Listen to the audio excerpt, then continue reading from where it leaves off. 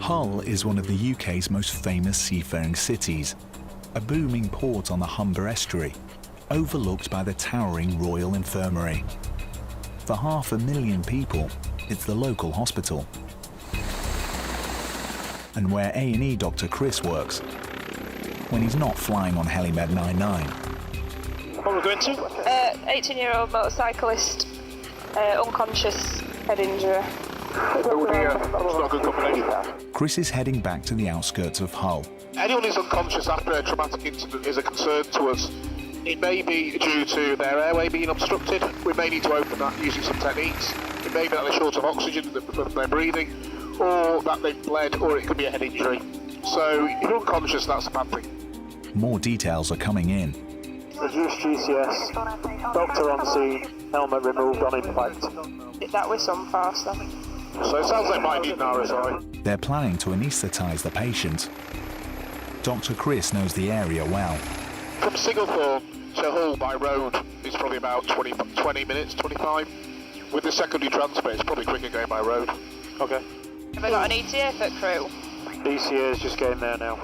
Paramedic Rachel's job is to find the scene of the crash.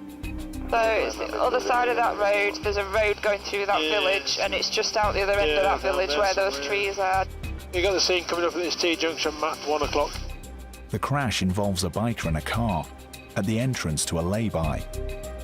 Gary, just below you is where they shoot shotguns. I can't see any clays. Where are you looking? Back at your 6 now. Okay. So there's wires in that field, where are they going straight across the field?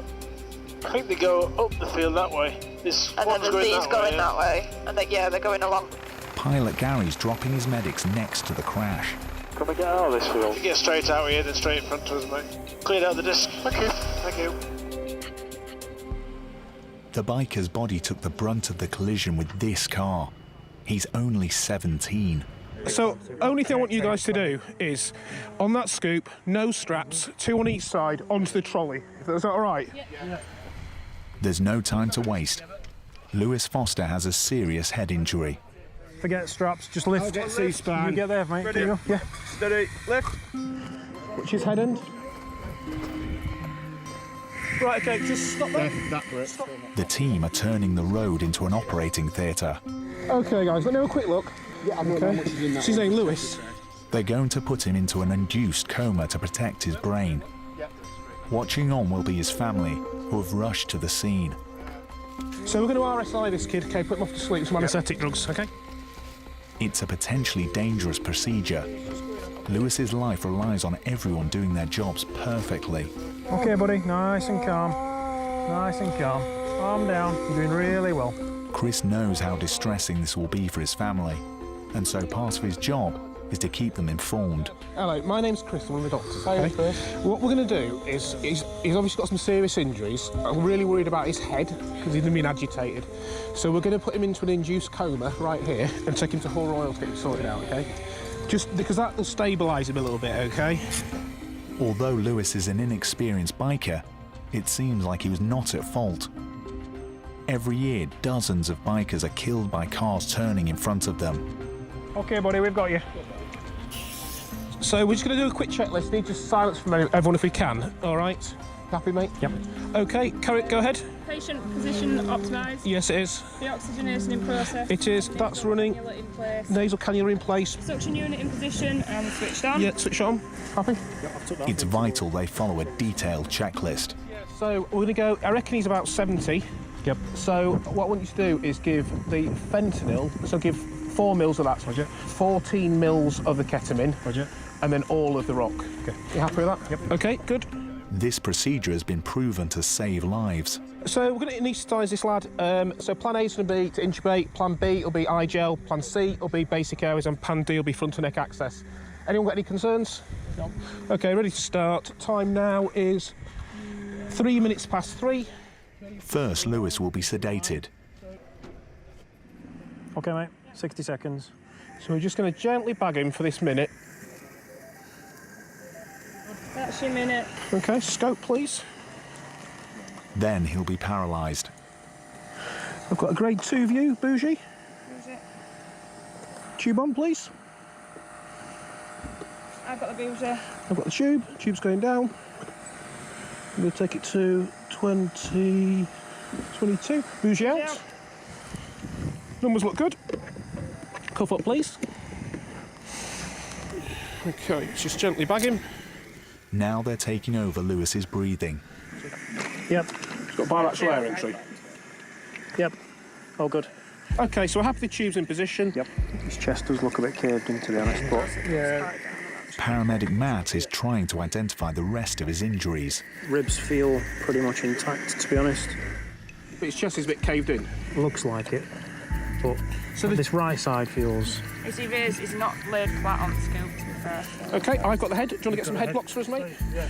Right, put rest of the ambulance service. Paul, can you come and get some straps on him? Then we're going to get him loaded in that ambulance, so we're going to go.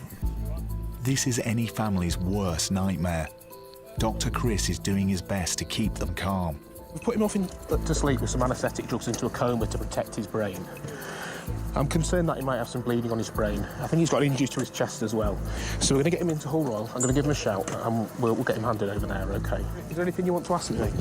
When you say there could be an head injury, I mean, I think he's had his helmet on at the point of impact because it's scraped. My concern is with the way he was behaving, being quite agitated, groany and things, that might maybe a sign he's got some bleeding there. The only way we can find out for certain is by doing a scan, and then we'll know a lot more. But he's really, really poorly. Is he? Yeah. He's gonna have a scan straight away. But we'll get him sorted out in Hull, OK? Every second now counts. At the moment, we've had to put him to sleep because he was quite unwell, potentially with a head injury. He's potentially also got chest injuries, so we're having to monitor him quite closely at the moment in case anything changes. He's going by land because we're not too far away from Hull Royal Infirmary, so the doctor and Matt, the paramedic, are going to travel in the back of the ambulance with the crew. I've got a 17-year-old male who was riding a motorcycle at approximately 2:15. He's had a collision at a junction with a car, high impact collision, thrown off. He's got a head injury, he was cerebrally agitated. He's got a right chest injury and sort of bilateral perineal and right wrist. Lewis's condition is stable so far, but he's fighting for his life. Initial GCS, eye opening of 2, verbal response of 2, motor response of 5, so that's 9. ETA is 10 minutes. Dr. Chris is focused on Lewis's brain bleed, but his patient has other life-threatening injuries. So at the minute we're just trying to make sure that we're controlling everything possible to reduce any further swelling on his brain.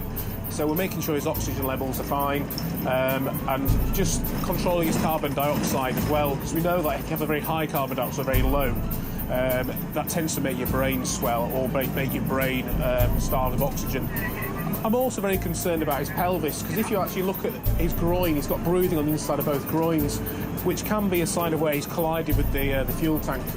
He's also got quite a nasty looking wrist injury, but in the grand scheme of things, that's really quite a minor thing. Lewis is in good hands. Matt is the air ambulance's most senior paramedic. By us putting him in a drug-induced coma, drug-induced sleep, if you like, we're actually keeping his brain safe, his breathing safe, and everything else. And we are monitoring it, we're controlling it to keep it as it should be if everything else was normal. At the moment, he's possibly got a brain injury because of the accident. His brain can't control it itself, so we're doing that for him. It's time for the trauma team at Hull Royal to take over the fight to save Lewis. He needs urgent surgery.